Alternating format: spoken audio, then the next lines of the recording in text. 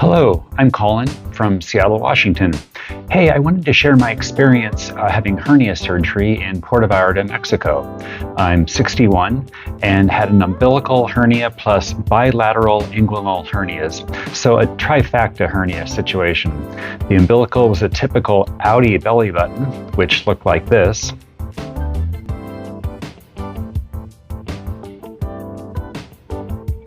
And the inguinal hernias looked more or less like this.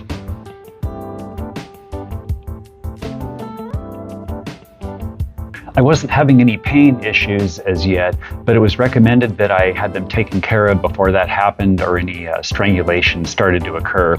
Also, I was getting extremely self-conscious as I watched them continue to grow over the last 15 years. I'm retired now, and since my spouse, Craig, and I live in Puerto Vallarta during the winter and spring months, I thought about having it done there as it would be much cheaper than having it done in the US, and that's even with my insurance.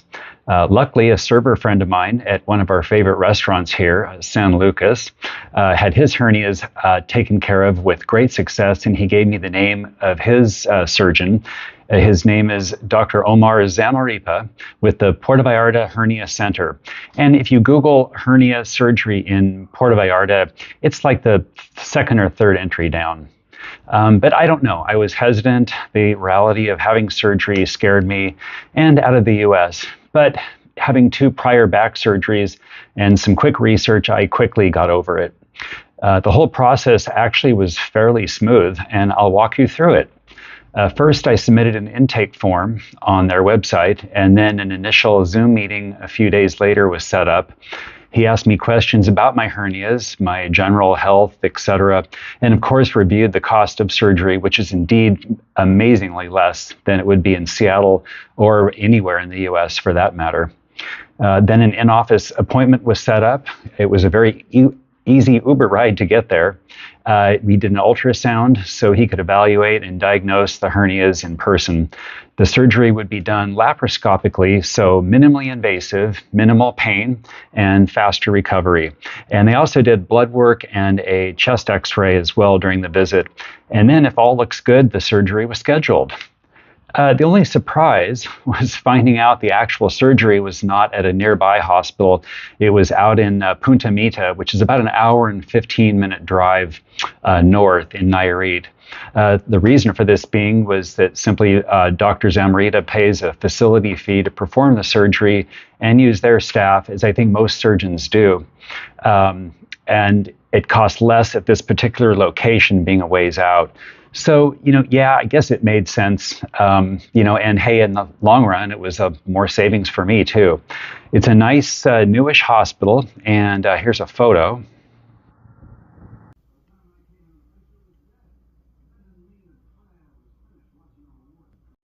So the next day at Punta Mita Hospital, upon check-in, you pay the full amount for the surgery, the anesthesia, and one night stay in a hospital all at once, out of pocket on your credit card. And again, it's amazingly how inexpensive it was. I mean, just an overnight stay alone in a US hospital is probably more than what my entire surgery was. So in my room, they didn't waste any time getting me prepped. I changed into my gown. The nurses came in and did my IV, took all my vitals, shaved the surgery sites, etc. And in case you're wondering, for the most part, there were no major language barrier issues at this point. And here I am, all prepped and ready for surgery. But I was most impressed. The hospital director personally came to my room and welcomed me. It was kind of an interview with more questions about my general health. He was glad that I am in good health for my age and that I walk the Malecon every morning, which is about 3.5 miles. I mean, it could have all been for liability purposes, but, how often does a hospital director personally come to greet you? It was pretty cool. Then 45 minutes later, I was in the operating room. I transferred myself from the gurney to the table, and now everything was normal and routine if you've had surgery before.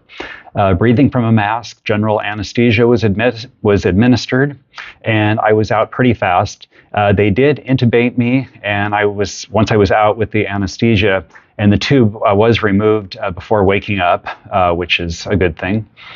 The surgery took about 2 hours, and I actually woke up not that groggy and in no pain yet. In recovery, Dr. Zamaripa came to tell me everything went well. They actually found 6 hernias within the 2 inguinal hernias, 4 on one side and 2 on the other. The mesh was successfully placed and doing its job. And then I rested for a few more hours and then ate dinner. I was not nauseous or anything from the anesthesia, so that was good. That night, though, I did start to have some abdominal pain as expected. The nurses gave me, I think, tramadol, and it helped a little. I didn't sleep, mostly because I'm used to sleeping in a dark room, and they wanted to keep the lights only slightly dimmed, probably for observation. I kept trying to reach for things to cover my eyes, and I had one pillow to work with. So I had to get up to pee once or twice during the night. I hit my call button and the nurses came to help me. They were always very helpful. I think I finally slept a little, like by 4 a.m. I fell asleep. In the morning then, Dr. Zamaripa came to check on me and the wounds. He said everything was looking normal, but I was definitely feeling pain by now. They gave me a tramadol and some ibuprofen, which started to help. And then I had a ham and egg omelet and hash browns for breakfast. The food was okay, not spectacular, but hospital food. So around 10 a.m., Craig arrived and I was promptly released. During the long ride back to our condo, our Uber driver was kind, and he slowed down for any big bumps. And sometimes down in Mexico, the streets aren't perfectly smooth. But I kept thinking about that mesh inside me, freshly stapled into place, and I didn't, wanted that to be okay. The next few days, I had pain, but nothing that tramadol and ibuprofen couldn't take care of. The second day, I was getting myself in and out of bed, up and moving around, standing, even making my own lunch. By the third day, I was actually taking short walks around our neighborhood in Amapas. And then I had a follow-up appointment a few days later with Dr. Zamaripa again. He removed the dressings off my belly button and the surgery sites, said everything was looking really good.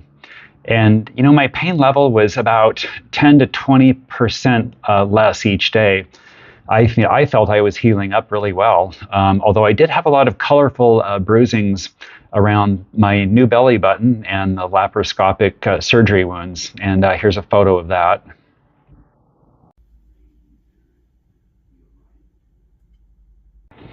The bruisings took over a month to clear up and now look pretty good. Here's what it looks like now.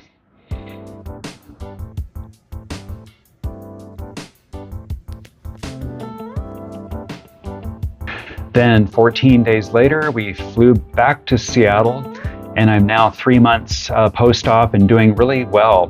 In fact, the only time I'm reminded I even had the surgery is when I look down and not see the protrusions at my groin, and I have a normal looking belly button again, which is really nice. The post-op pain was never that excruciating, and I seem to heal pretty fast. Maybe I just got lucky, but I absolutely have no regrets getting this surgery in Puerto Vallarta.